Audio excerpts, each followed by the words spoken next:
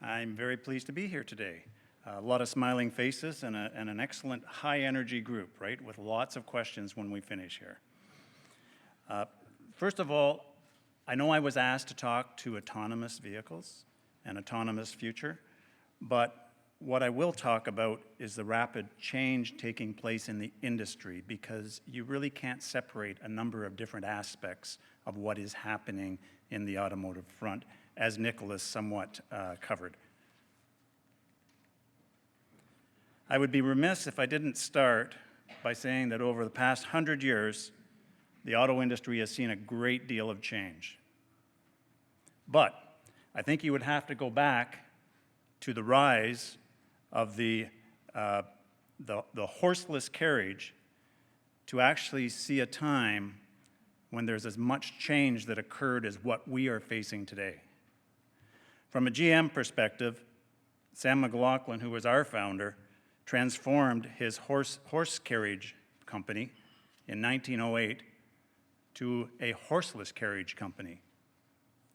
He did this 12 years before the maximum number of horses and carriages were on the road. So that's a mouthful, a lot happening.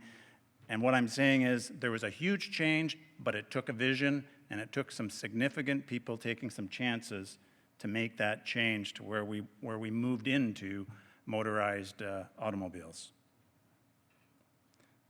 It was a very disruptive period of time. Today, new players are rapidly moving in to the automotive space. Companies like Google, Apple, Uber, just to name a few.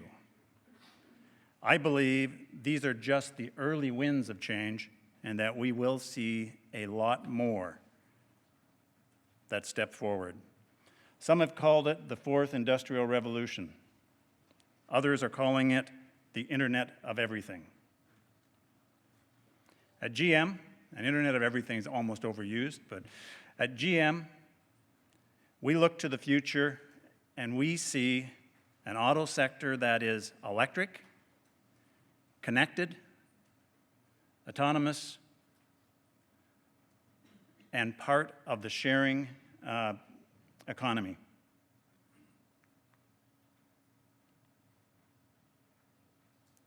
First, let's look at electrification. We're very proud in Canada. With Chevrolet, we sell the Volt EV, and now we've introduced the Bolt EV.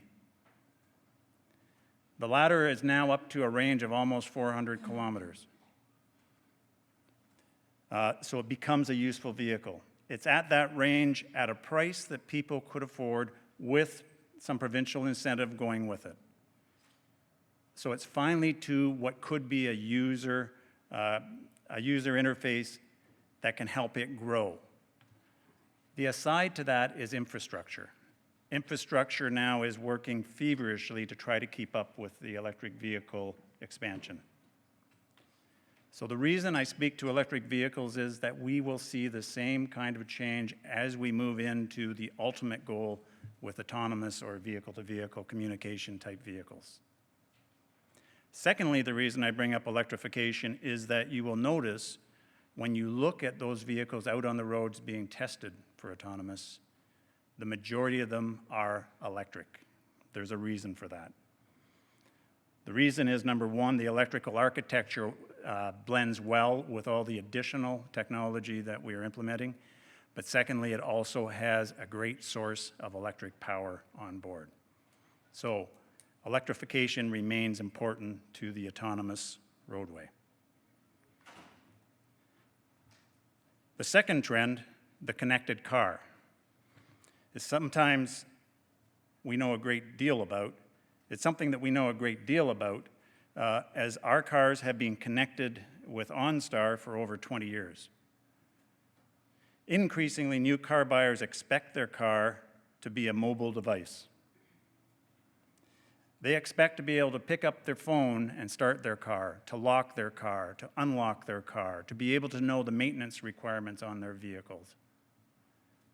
As we move forward, this connectivity can be used for car sharing, for other enabling capabilities as we take autonomous and we take sharing to a different level.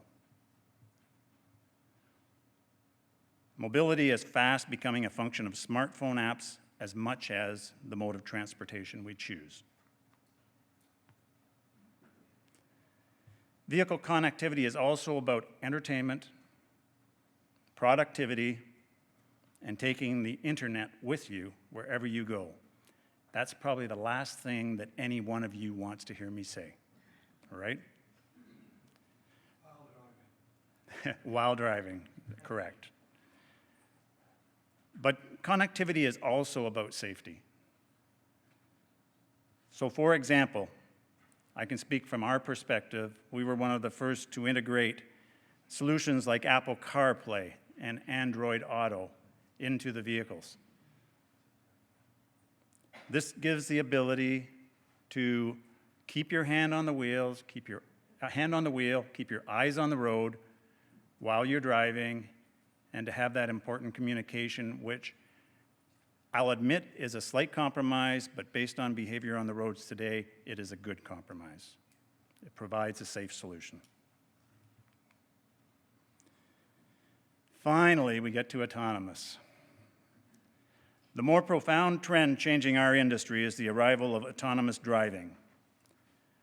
Ultimately, autonomous will change the fundamental way our customers interact, or in the future don't interact, with their car. Arguably, the transition with human drivers on the road and autonomous vehicles on the road is more difficult than the end state. However, even in the short term, autonomous vehicles will be safer. They'll be safer for humans, they'll reduce accidents, they'll reduce deaths. By definition, they don't suffer from driving while intoxicated. They don't suffer from distracted driving. And they don't speed, all which will help. So are we ready for this change today? GM is testing autonomous vehicles on roads in California and Nevada, as many other manufacturers are. We've done this by leveraging a number of other companies to help us accelerate this process in a very controlled manner. And we've done it with a goal of ensuring that autonomous is introduced safely. But autonomous is a journey. We cannot just jump to the fully autonomous vehicle or a fully autonomous state. Technology is introduced through time, and progressively technology and product becomes more automated. Nicholas mentioned about the level 2 technologies that are on the road today. I'll be quite honest with you, I looked at them 3 years ago, and I assumed they would continue to grow in vehicle demand for what customers want at a specific rate. They are accelerating that rate way beyond what I expected. People are demanding this technology. So this is a quick look at our roadmap to automated driving. We moved up the curve quickly, but increasing capability adds increasing complexity. As such, we've devoted extensive amounts of money on research and development, as have all manufacturers. We do have limited on-demand vehicles on the road, and we are focusing on getting towards fully autonomous. So what's happening in the near future? From a GM perspective, we're introducing the all-new Super Cruise. I don't know, has anyone heard of Super Cruise before in the media? Probably not a lot. So it's Super Cruise this fall. It'll be on our Cadillac CT6. It is hands-free driving. So you say, whoa, how are you going hands-free on the road already? We're doing it in a safe, progressive manner. This will be hands-free driving on divided highways. The question will be, how do you monitor a driver to ensure that he can get back in control if there's an issue. In our case, we feel it is important to monitor the driver. So we have an infrared camera mounted to the steering column which monitors and makes sure that the driver is paying attention. If he isn't over a number of seconds, the vehicle will do an escalation process which will slowly remove it out of autonomous and get the driver back in control and force him to take control. Again, it's a step in the progression. It's a step for not only developing the technology, but it's also a step for acceptance by the public and confidence in the vehicles. But autonomous is no longer the stuff of science fiction or a faraway future, as Nicholas mentioned. We'll give you one more video to watch. This is a video with our Bolt EV in California, seems to be the place of choice, San Francisco. And what you're seeing is a dash cam as it drives through the city. There is a driver, his hands are ready, he is not touching the wheel. He does not touch the wheel in this situation and has had very limited wheel contact in any of our driving so far. We're doing incremental improvements on the software as we move forward. I wanted to bring the nighttime vision one where a raccoon ran out in front and it stopped and let the raccoon go by, but there's only so much you can show as we go through. So people are fascinated with self-driving. I mean, we all are wondering, where is it going to go? But why do we really need it? And it is safety. While the World Health Organization estimated that 1.25 million road traffic deaths occur each year, in North America, what we would see are about 35,000 deaths. From NHTSA data in 2014, they would say that 94% of those deaths are due to driver error. 94%. That is a huge opportunity. So the promise of autonomous is to save lives. It has some other benefits, but the real promise of it is to save lives. In San Francisco, we currently have 50 Chevrolet Bolt EVs with self-driving technology on the roads. We also are populating them into Scottsdale, Arizona, and into Metro Detroit. And for me, Metro Detroit is important because now I'm getting into the northern climate. So from a Canadian perspective, you can understand I am lobbying heavily to get vehicles up here that we can start testing in a controlled, managed manner.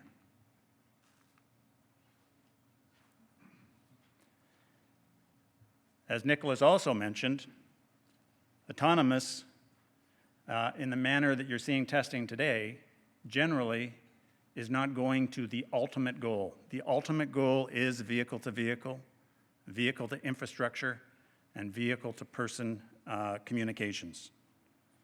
When we get to that goal, that's when you can start seeing benefits to density on roads. That's when you can see benefits to where vehicles are able to stop very fast because they know the vehicle 2 or 3 or 4 cars ahead of them have stopped already or have just put their brakes on. So this is the area where we really want to get to from a long-term goal. From a Canadian perspective, just for information, and the US, we have vehicles on the road today with vehicle-to-vehicle communication. I think we're the only vehicles, and it's a Cadillac CT6. So unfortunately, it can only talk to itself and to its partner vehicles. But you have to make a step at some time to get the technology out on the road. So that's what we've done. We're getting it there, we're going to start testing it, and we're looking at infrastructure and infrastructure-related needs.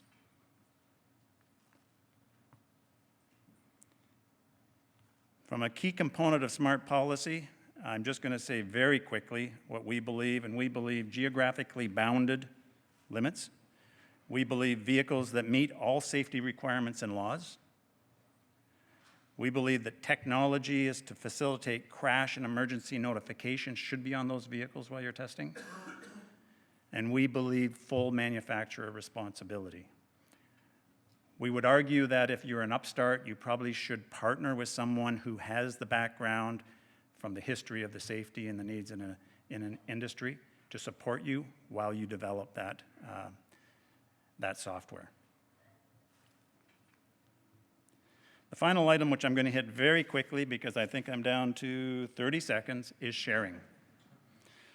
Nicholas touched on sharing, and really, I would say the key with sharing is that it provides a number of solutions. It's out there. You can be sure that people are going to use it, but it provides a number of solutions that help us with vehicles that have a lot of technology, which are very costly and that we need to get onto the roads. It provides affordability, high utilization of the vehicles, provides convenience, reduces congestion, and it increases utilization. Basically, most vehicles we have today are lazy assets. This gets the assets used much, much more. As GM, I'm showing a slide here, we've developed a brand, and we've also got partnerships for ride sharing, vehicle residential sharing, and urban vehicle sharing. An example for vehicle residential sharing would be where you have a condo, you provide them with 30 vehicles, the condo no longer has to have a garage, your condo fees help pay for those vehicles, and you get to use them in your city. So that gives you an example. With that, I'll close it off. Thank you.